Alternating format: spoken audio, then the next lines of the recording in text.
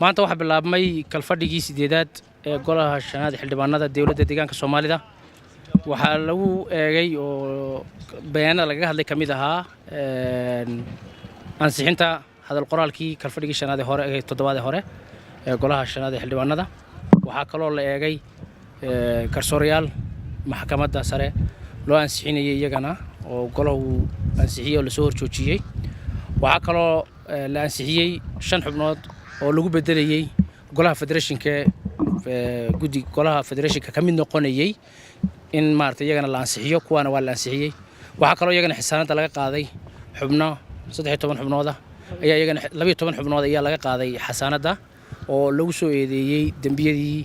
deegaanka ka dhacay bishii August 4teedii